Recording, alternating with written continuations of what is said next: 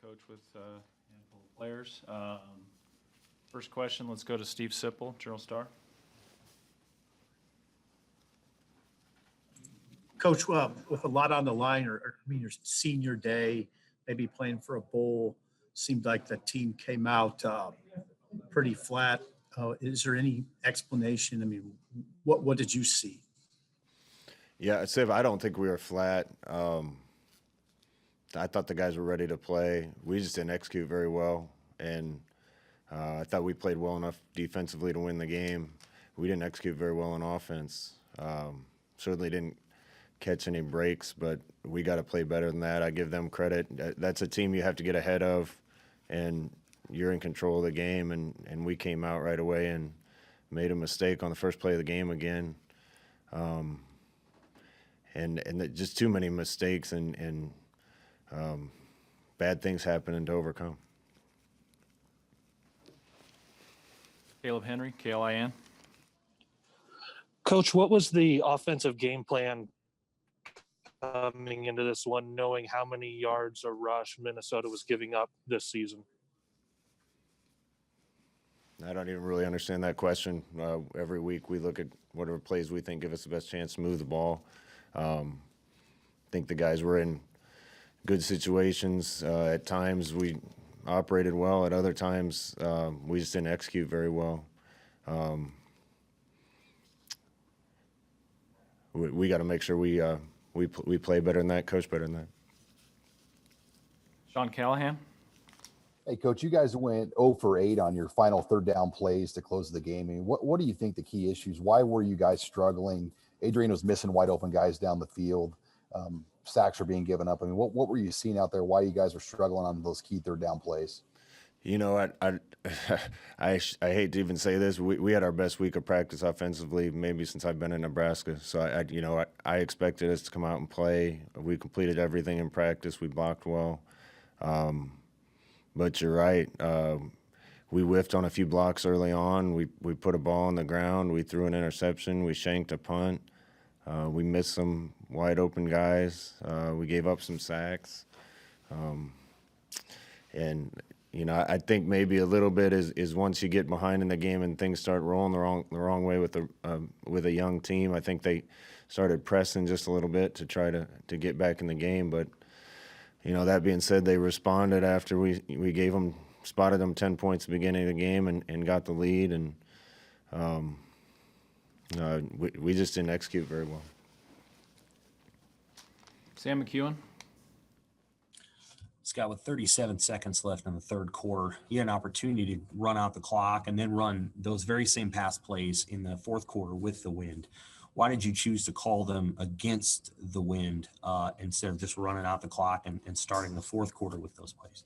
Yeah, we talked about that on the headset, Sam, and that situation in the game. But first of all, it wasn't that windy on the field. We talked about it at the beginning of the third quarter, and we didn't think the wind was really a factor in the passing game. In fact, we overthrew a couple with the wind, so we felt good about just calling our best stuff. And we got down there in the third quarter and busted on one of our plays up front and on a 2nd and 5, and got a ball tipped on third. And hindsight, you maybe just run it a couple times, and then we missed a field goal. Again, just a lot of things didn't go well for us today, and we got to play better. You obviously felt pretty good about your passing game today. I think you called 31 passes for 31 passes. First blush, what do you think the biggest issue was as to why it didn't come together? Not all those were pass calls. Some of them are RPOs. Nickel sticks his nose in too far, and we throw it outside. And I thought we handled those well. We hit all those passes in practice all week. We didn't hit them today for whatever reason. I thought we ran it well at times, but it's just not consistent enough yet. Our young players especially got to get a little more consistent. We got to be able to rely on that a little more. One time on first down we call a play and it'll crease for 9. The next time we call it, it's 2nd and 11. And consistency's got to get a lot better. Mitch Sherman? Hey, Scott, I know Connor Culp has been really reliable for you all season. After his miss early in the second half, offensively, not a lot came together for 2-3 drives after that. Did that moment take something out of your offensive guys? It was a chance to tie the game. What did you see momentum-wise from your team in the wake of him missing that field goal? Maybe. Maybe it took the wind out of our sails. I don't know.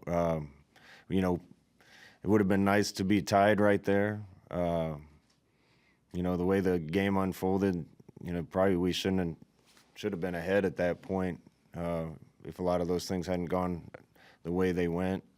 But we got to be able to respond. We had them in some good stuff at times. They did a good job coaching at times. That's the X's and O's battle is going to kind of come and go.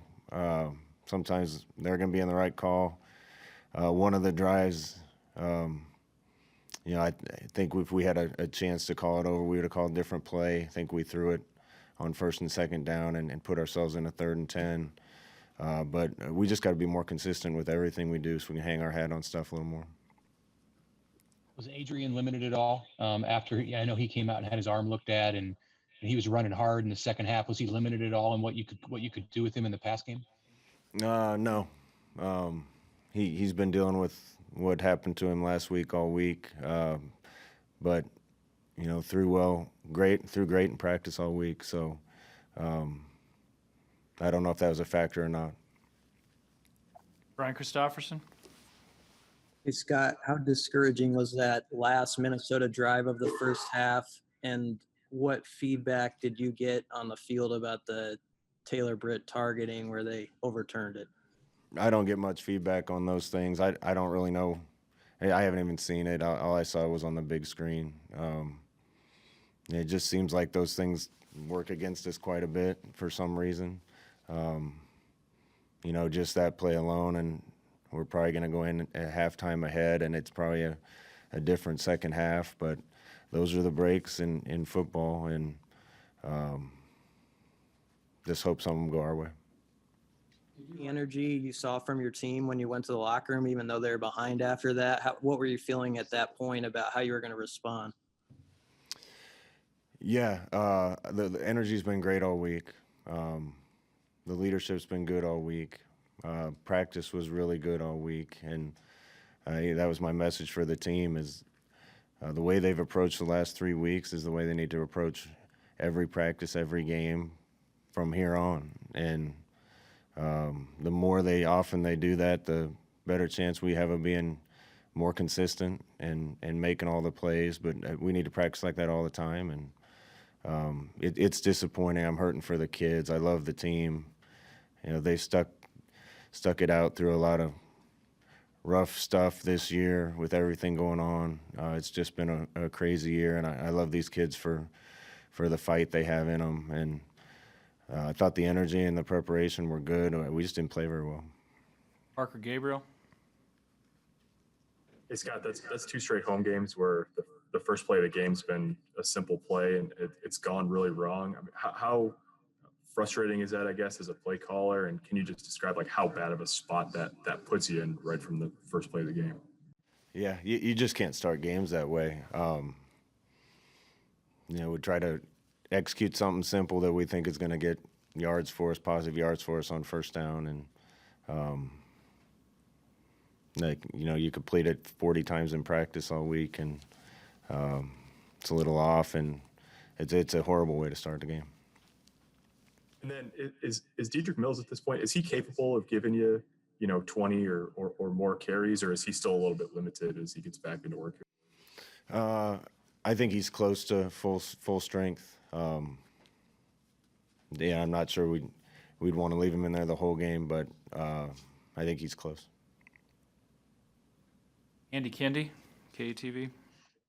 Hey, Scott, you kind of touched on it earlier, but what do you say to the team after having such a good week of practice moving forward? You still got a game coming up next week. How do you keep these kids in it? Kids will stay in it. This team's together. They care about each other. I'm not worried about that. I'm just worried about getting wins at this point. I love how mentality has changed, how the kids are caring about each other. I love the feel around the building. It's the best it's been. But you got to stack those things on top of each other and practices on top of each other. And even when things are going well, sometimes the breaks don't go your way and you don't play well. And the more work we can get, the more practice we can get, the more confidence they can get, the more consistency we'll get. And I really don't know what else to say about it other than that. I thought the preparation was great, and we just didn't play very well on offense, especially. Couple more quick ones for Coach. Back to Sam McEwen. Is Pristup injured, out? Not available, out, yeah. My other really quick question is: Do you feel like there's, a feeling of wanting to do something different with the pass game that you're just not allowed to do right now because of whatever reason? Is there some piece of it that you feel like is missing, especially from the downfield aspect? No, I loved our game plan going in, and I thought we had some guys open. Wandell was open on one, and we missed him, and we had a corner route open and missed it. Had some other guys open on a couple others and got beat in protection, and that's where it's just got to be consistency, Sam. You got to hit the majority of them. You got to protect the majority of the time, and it's not an excuse. It's not meant to be an excuse, but we're still playing a lot of young guys, and as they grow, they're going to win more often than they lose, and you can't call however many pass plays we called and miss 5 and get sacked, get beat in protection 2 or 3 times, and throw an interception. Those mistakes get you beat in this league. All right, last one for Coach. We'll go back to Steve Sipple.